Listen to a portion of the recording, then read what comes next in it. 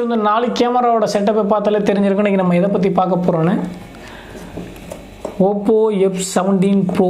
So இந்த model தான் 2-3 நாளாக வீடியோ போடலாமே ட்ரை பண்ணி இன்றைக்கி தான் டைம் அமைஞ்சிச்சு. ஸோ அதனால் 3 நாள் யூஸ் பண்ணல ஒரு எக்ஸ்பீரியன்ஸ் கிடச்சிருக்கு இந்த ஃபோனை பற்றி போடுறதுக்கு. ஸோ இப்போதைக்கு அந்த Oppo F17 Pro பற்றி தான் பார்க்க போகிறோம். அதுக்கு முன்னாடி நீங்கள் கூகுள் க்ரோமில் போய்ட்டு www.zika.com போட்டிங்கன்னா ஒரு ஆன்லைன் இ-காமர்ஸ் வெப்சைட் ஓப்பன் ஆகும். நார்மலாக அமேசான் ஃப்ளிப்கார்ட்டில் என்ன பர்ச்சேஸ் பண்ணுறீங்களோ அதே மாதிரி இதில் நீங்கள் பர்ச்சேஸ் பண்ணலாம். அமேசான் ஃப்ளிப்கார்ட் லெவலுக்கு நம்ம குவாலிட்டியில் நீங்கள் தாராளமாக கம்பேர் பண்ணலாம். இன்னும் குவான்டிட்டியில் நிறையா பொருட்கள்னா நிறைய ஆக்சசரிஸ் இப்போ தான் ஃபீட் பண்ணிகிட்ருக்கோம்.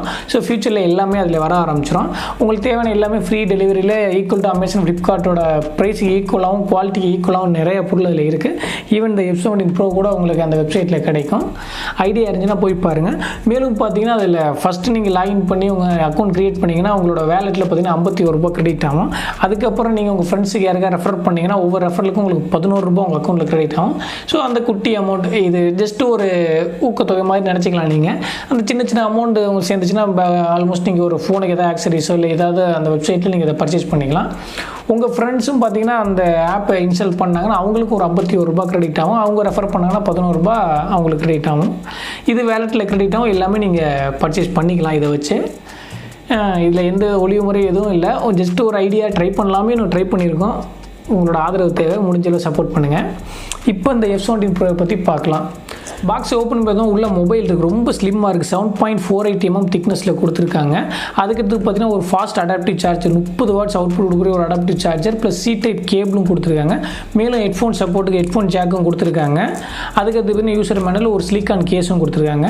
இதுதான் பாக்ஸில் உள்ள மொத்த கண்டென்ட்.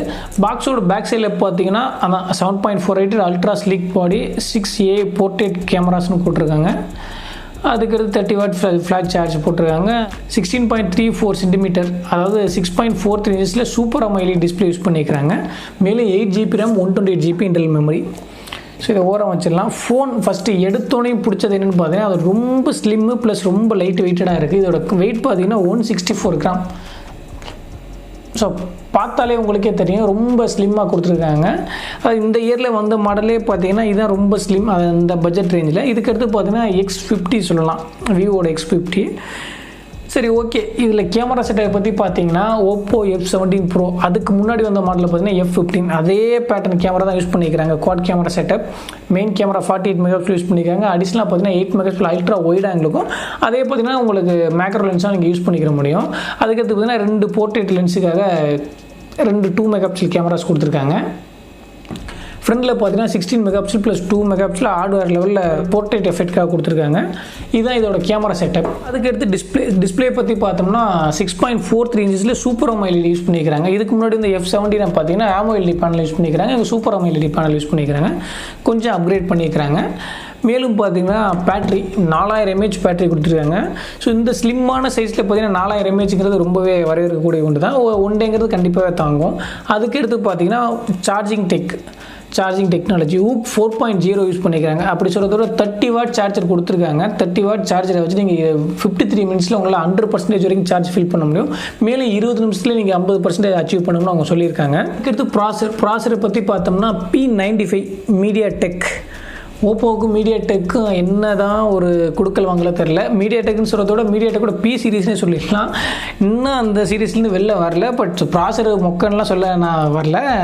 நல்லா இருக்குது, நல்ல பர்ஃபார்மன்ஸ் நல்லா தான் இருக்குது. இருந்தாலும் ஏன் மீடியாடெக்கில் எல்லாரும் ஸ்னாப்ட்ராகன் எதிர்பார்க்கும்போது இவங்க மீடியாடெக் சைட் போகிறாங்கன்னு தெரியல. பட் ப்ராசர் நல்லா இருக்குது. ஸோ இந்த மீடியாடெக் ப்ராசர் இந்த P95 நீங்கள் ஸ்னாப்ட்ராகனோட எதாவது கம்பேர் பண்ணலாம். பார்த்தீங்கன்னா 730G 720 அந்த வேரியண்ட்டோட நீங்கள் கம்பேர் பண்ணலாம். ஸோ அதுக்கு ஈக்குவலான பர்ஃபார்மன்ஸ் இதில் கொடுத்துருக்கு. இந்த ஃபோனில் அல்டிமேட்டான விஷயங்கள் என்ன அப்படின்னு பார்த்தீங்கன்னா கேமரா எடுத்தோம்னா எக்கச்சக்கமான ஃபீச்சர்ஸ் கொடுத்துருக்காங்க. அவங்க ஆல்ரெடி மென்ஷன் பண்ணிக்கிறது 6A போர்ட்ரேட்ஸ் மோட்னு சொல்லியிருந்தாங்க.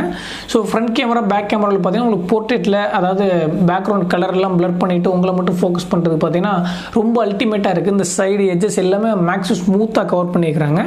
அதுக்கடுத்து பார்த்தீங்கன்னா வீடியோ பொக்கே ஃப்ரண்ட் கேமராலையும் சரி பேக் கேமராலும் சரி வீடியோ பொக்கே உங்களோட பேக்ரவுண்டை பிளர் பண்ணி வீடியோ எடுக்க முடியும். ஃபோட்டோ தான் எல்லா ஃபோன்லையும் கொடுத்துருக்காங்க, வீடியோலையும் கொடுத்துருக்காங்க. அதுக்கு தான் extra 2 MB megapixel punctual camera கொடுத்துருக்காங்க. ஸோ அது வைஸ் பார்க்கும்போது பார்த்தீங்கன்னா ரொம்பவே நல்ல ஒரு அவுட்புட்டும் கேமராவில் ரொம்பவே நல்லா பர்ஃபார்மன்ஸ் பண்ணியிருக்கு.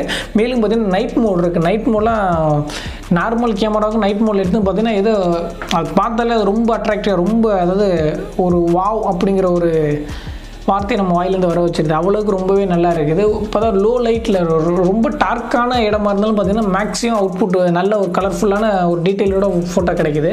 மேலும் வீடியோ கேமராவில் 4K வரைக்கும் உங்களால் ரெக்கார்ட் பண்ண முடியும். ஃபோட்டோஸில் பார்த்தீங்கன்னா 48 மெகாபிக்சல் கேமராவும் சரி, ஒயிட் ஆங்கிள் சரி, எல்லாமே ஓரளவுக்கு நல்லாவே இருக்குது. ஸோ இதோட சாம்பிள்ஸ் பார்த்தீங்கன்னா உங்களுக்கு ஒரு ஐடியா கிடைக்கும்.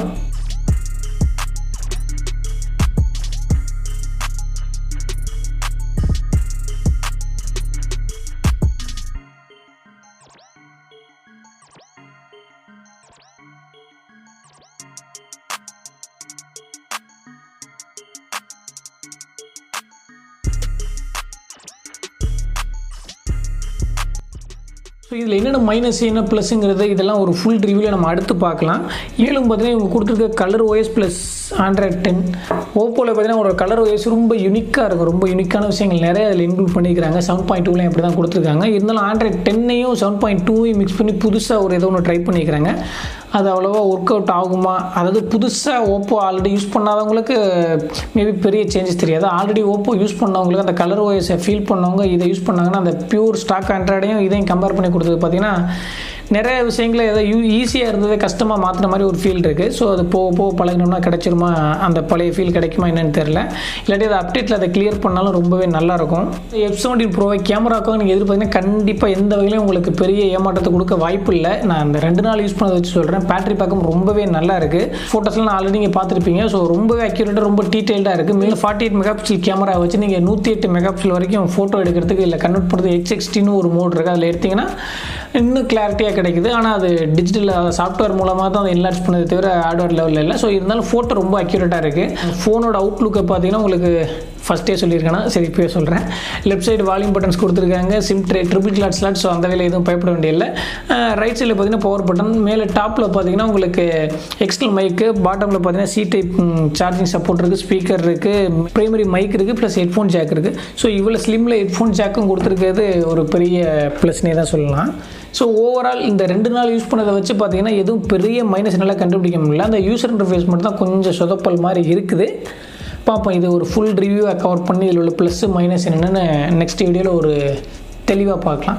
ஸோ இப்போ இந்த Oppo F17 Pro பற்றி சொன்னதெல்லாம் உங்களுக்கு பிடிச்சிருந்துச்சுன்னா மறக்காம நம்ம வீடியோ லைக் பண்ணுங்கள். பிடிக்கலாம் தாராளமாக அன்லைக் பண்ணுங்கள். அப்படி அன்லைக் பண்ணிங்கன்னா அதுக்கு காரணத்தை சொன்னீங்கன்னா அடுத்த ஒரு வீடியோவில் சேஞ்ச் பண்ணிக்கலாம். மேலும் மறக்காம நம்ம முதல்ல சொன்ன மாதிரி அந்த ஜிகார்ட் வெப்சைட்டை போய் பாருங்கள். எதாவது பர்ச்சேஸ் பண்ண ஐடியா இருந்தால் ட்ரை பண்ணுங்கள். அதில் நிறைய ப்ராடக்ட் நான் ஆட் பண்ண முடியல. ஆட் பண்ண டைம் அதுக்கான ப்ராப்பரான டைம் கிடைக்கல. ஸோ நீங்கள் எதாவது தேடுற ப்ராடக்ட் அதில் இல்லைனா கூட நீங்கள் அந்த கீழே உள்ள வாட்ஸ்அப் நம்பருக்கு நீங்கள் வாட்ஸ்அப் பண்ணிங்கன்னா கண்டிப்பாக உடனே அதில் ஆட் ஆகிரும். நீங்கள் அதுக்கப்புறம் பர்ச்சேஸ் பண்ணலாம். மேக்ஸிமம் ப்ரைஸ் ஈவன் அமேசான் ஃப்ளிப்கார்ட்டுக்கு ஈக்குவலாக இருக்கும். இல்லாட்டி அதோட கம்மியாக தான் இருக்கும். தவிர மேக்ஸிமம் அதோட அதிகமாக போகிறதுக்கான வாய்ப்புகள் இல்லை. ட்ரை பண்ணி பாருங்கள். சப்போர்ட் பண்ணுங்கள். மேலும் ஒரு நல்ல வீடியோ மீண்டும் சந்திக்கலாம். நன்றி, வணக்கம்.